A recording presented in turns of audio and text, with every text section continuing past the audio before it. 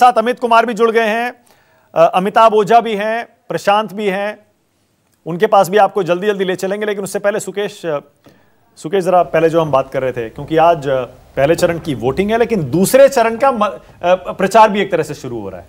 आप कह रहे थे ना, सबने अब ये ट्रिक समझ ली है, इसे अगर ट्रिक हम कह सकते हैं तो जाहिर है मुकेश चाहते हैं इस पर बैन होना चाहिए और मुझे लगता है ये संभव नहीं है। ऐसे में क्या फर्क पड़ता है क्या सुकेश, जिस दिन मतदान हो उसी दिन अगर दूसरे चरण का प्रचार भी हो रहा हो, फर्क पड़ता है उससे? क्या बिल्कुल फर्क पड़ता है। आप अपने वोटर को इन्फ्लुएंस करने का आपके पास एक मौका होता है। आप उसमें से अधिकतर लोग किसी न किसी माध्यम से जनता से जुड़ते हैं और वो अपील करते हैं। पहले चरण की वोटिंग है, मैं वहां की बात कर रहा हूं। बिल्कुल वहां भी फर्क पड़ता है। बिल्कुल पड़ता है। लोग तो मन बना चुके होंगे। ये इतना कनेक्टेड वर्ल्ड, देखिए ये पुराने जमाने का चुनाव नहीं है मानक, ये नए जमाने का चुनाव है, न्यू इंडिया है और सब जगह लोग एक दूसरे से कनेक्टेड है।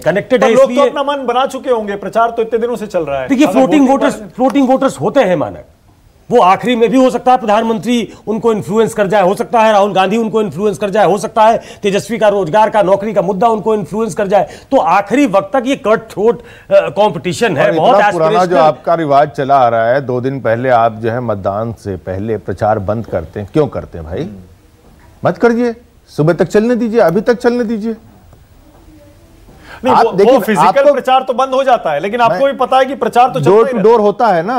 अब यहाँ टीवी पे होता है, सोशल मीडिया पे होता है, बिल्कुल होता है भाई। यहाँ पर जो जुड़ी हुई बात है वो सिर्फ इतनी है कि अगर उस चीज को हमें रोकना है तो हम कैसे रोके? सीधा प्रसारण होगा प्रधानमंत्री की रैली का, राहुल गांधी की रैली का या किसी और का, जिसके पास जैसी ताकत है, हम लोग देखते आए हैं। नहीं, ये सीधा प्रसारण उस इलाके में जहां आज वोटिंग हो रही है वहां के लोगों तक नहीं पहुंचेगा। आपके पास कोई ऐसा मैकेनिज्म है? हो सकता है क्या? नहीं हो सकता। ओके, चलिए आरा ले चलते हैं आपको। आरा के पोलिंग बूथ का जायजा लिया है अमित कुमार ने। देखिए आरा में क्या हो रहा है।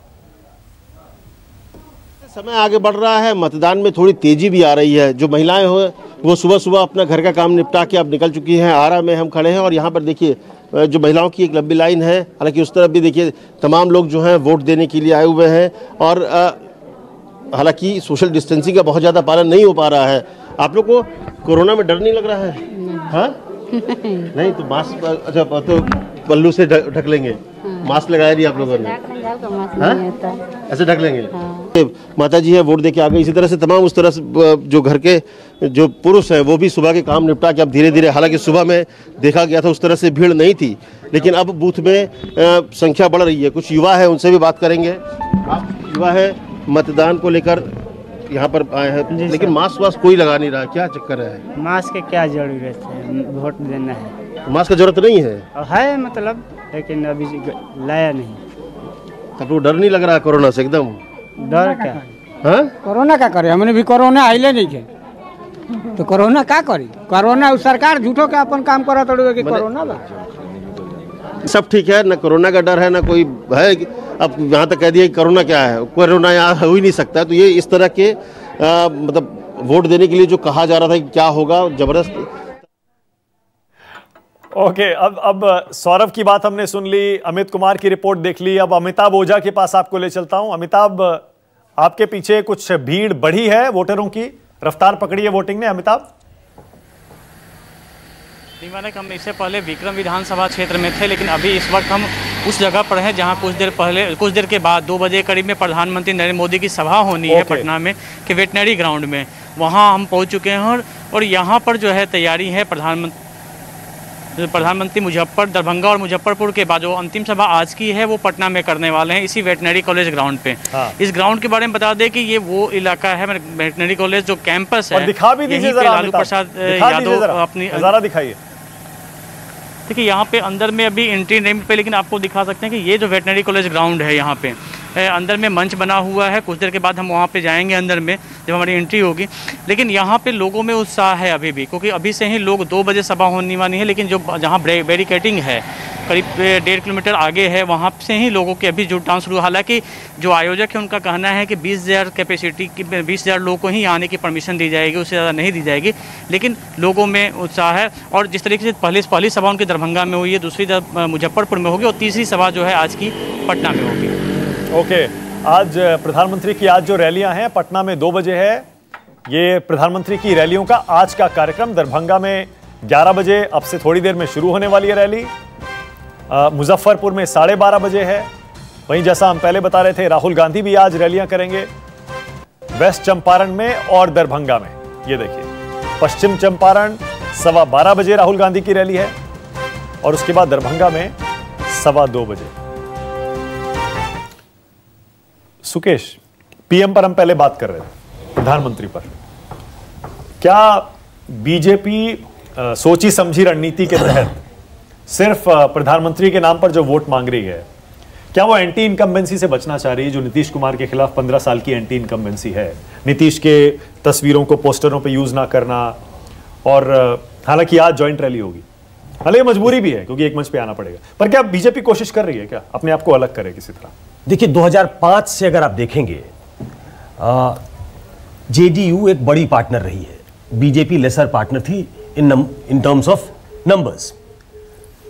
इस बार ऐसी स्थिति हुई है, ऐसी चर्चाएं हैं, ऐसी अटकलें हैं कि 15 साल का एक शासन था, ये तीसरा टर्म जो है वो थोड़ा लेथार्जिक था, उसमें जड़ता आई थी, उसमें शिथिलता थी, नीतीश कुमार का वो पुराना वाला वो ऑरा नहीं था, और नरेंद्र मोदी के खिलाफ कोई एंटी इनकम्बेंसी नहीं है। कहने वाले ये कह सकते हैं कि 12 साल आप एक साथ सत्ता में थे, लेकिन मंत्रियों के खिलाफ, बीजेपी के खिलाफ एंटी इनकम्बेंसी नहीं है और नीतीश कुमार के खिलाफ एंटी इनकम्बेंसी है। लेकिन यह बात सच इसलिए लगती है कि जो एक नायक के तौर पे उभरता है, आजकल सेंट्रलाइज्ड रूल है। नरेंद्र मोदी भी जब गुजरात में थे तो वही एक चेहरा थे, नीतीश कुमार बिहार में थे, वही एक चेहरा थे, योगी आज यूपी में है, वही एक चेहरा है। तो उनके खिलाफ एक एंटी इनकम्बेंसी हो सकती है जिसको बीजेपी पाटना चाहती है नरेंद्र मोदी के माध्यम से। देखिए, नरेंद्र मोदी और बीजेपी का बड़ा साफ तर्क है मानक कि जो डायरेक्ट बेनिफिशियरी है, आप याद करिए 2019 में भी इस डायरेक्ट बेनिफिशियरी की बात की जा रही थी और बहुत सारे लोग उस अंडर करंट को नहीं समझते थे कि जो लोग सीधे तौर पे प्रभावित हैं, जिनको सीधी मदद मिली है, जिनको घर मिला है, जिनके घर में शौचालय का निर्माण हुआ है, जिनके कोरोना काल में राशन मिला, कोरोना काल में अनाज मिला है, बिल्कुल बैंक में पैसे आए हैं, तो ये डायरेक्ट बेनिफिशियरी वाले, और खासतौर पे प्रधानमंत्री के केंद्रीय योजना के जो बेनिफिशियरी हैं, वो प्रधानमंत्री को एक नायक की तरह दिखाते हैं, वो खड़ा करते हैं समाज में उस तरीके से, उनका वोटर उनको छोड़ के किसी को वोट नहीं करेगा। तो जो एंटी इनकम्बेंसी हो सकती है नीतीश कुमार के खिलाफ, जो कई बार आपको बहुत मुखरता के साथ टेलीविजन पे दिखाई देती है, उसको कंपनसेट करने की कोशिश है, थोड़ा एक डिस्टेंस करने की भी कोशिश है, लेकिन सीमेंटेड दिखाना है टाइज को, इसलिए साथ रैली भी जरूरी है। तो पहली भी 3 जो रैली हुई थी प्रधानमंत्री की, 2 में नीतीश कुमार साथ थे। इस बार जो कंफ्यूजन हुआ है कि चुप्पे चाप झोपड़ी छाप, जो एलजेपी की वजह से हुआ कि कोई टैसिट अंडरस्टैंडिंग है, कोई हॉबनॉबिंग है एलजेपी और बीजेपी की, बाद में क्या मिला लेंगे दोनों हाथ, तो इसको लेके, इसको दूर करने के लिए नीतीश कुमार भी चाहते हैं साझा रैली हो जाए, और उनके दिमाग में अगर होगा कि कोई एंटी इनकम्बेंसी है तो उसको नरेंद्र मोदी के माध्यम से दूर भी कर लिया जाए। तो ये बेस्ट मॉडल है ना पॉलिटिक्स समय, बीजेपी और जेडीयू के सामने बेस्ट मॉडल अभी यही एक तरीके से उनके पास के मोदी के नाम पर बीजेपी लड़ेगी, उनके पास आखिरी ऑप्शन यही है, उनके पास आखिरी ऑप्शन यही है कि अगर आप किसी वजह से जेडीयू से नाखुश हैं, नीतीश बाबू से नाखुश हैं, तो आप बीजेपी को वोट दीजिए, क्योंकि इसका नेतृत्व नरेंद्र मोदी कर रहे हैं, और ये वो नरेंद्र मोदी हैं जिन्होंने आपके लिए ये किया, ये किया, ये किया, ये किया, वे किया। पिछली रैली का ध्यान करिए, मैं बीच में आ रहा हूं मानक, हमको अपने सहयोगियों के पास भी जाना है। पिछली रैली का ध्यान करिए, नरेंद्र मोदी ने कहा कि 10 साल यूपीए की सरकार थी, लालू यादव ने सिर्फ यहां नहीं काम करने दिया, इस बात की खुंदक की नीतीश कुमार ने उनको हरा दिया, उन्होंने केंद्र में निकाला। तो मतलब कुल मिलाकर वो बताना चाहते हैं कि जब से ये डबल इंजन की सरकार बनी है ना, वो कह रहे मुझे तो 3-4 साल ही मिले, मतलब साथ काम करते हुए 3-4 साल ही हुए हैं। तो उस हिसाब से तो 10 साल और मांग रहे हैं वो, अभी 10 साल और चाहिए, जबकि उन्हीं 10 सालों में 2005 से 10 और 10 के 15 के बीच ही सुशासन बाबू जो नाम दिया गया नीतीश कुमार को, ये इसी दौरान उनका कार्यकाल था जिसमें उनको गवर्नेंस के लिए जाना गया। बिल्कुल, अमित के पास जा रहा हूं। अमित, आप कुछ कहना चाह रहे हैं, बोलिए अमित।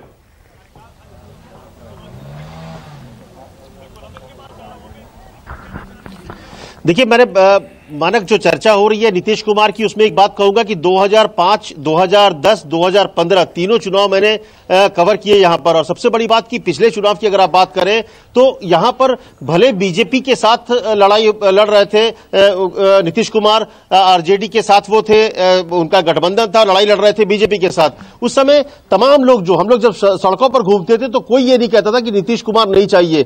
हर कोई, भले वो बीजेपी का समर्थक हो लेकिन नीतीश, बिहार में वो कहता था कि नीतीश चाहिए। और यही वजह थी कि नीतीश और जो लालू की जो जोड़ी थी, उन्होंने बड़ी थंबिंग मेजोरिटी के साथ सरकार में वापसी की। लेकिन इस बार मामला दूसरा था। इस बार जब आप बात करते हैं, जब सड़क पर निकलते हैं तो लोग खुलकर बात कर रहे हैं नीतीश कुमार को लेकर। उनका यह कहना है कि इस 5 साल में, जो अभी सुकेश ने कहा कि जो 2005 से 2015 के बीच जो सुशासन बाबू थे, वो इमेज कहीं ना कहीं बहुत बुरी तरह से बिखरा है। और जो चाहे आप पटना की सड़कों पर देखें, नरेंद्र मोदी की तस्वीरें हैं, नीतीश कुमार की अपनी तस्वीरें हैं, लेकिन बीजेपी के कोई बड़ा नेता, जैसे कल मैं गिरिराज सिंह, बहुत दिन बाद, मतलब इस चुनाव के दौरान गिरिराज सिंह पहले आदमी मिले जिन्होंने खुल के कहा कि एलजेपी में चिराग को स्थिति साफ करनी चाहिए कि वो किसके साथ है, क्यों नहीं वो तेजस्वी के खिलाफ बयान देते हैं अगर वो नरेंद्र मोदी के साथ है तो पहली बार किसी ने बोला, लेकिन और कोई नेता इस तरह से खुलकर बोल ही नहीं रहा है। नमस्कार, मैं हूं मानक गुप्ता। अगर आपको हमारा ये वीडियो पसंद आया हो तो इसे लाइक और शेयर जरूर करें, और हां, हमें सब्सक्राइब और फॉलो करना ना भूलें ताकि आप देश और दुनिया की कोई खबर मिस ना करें।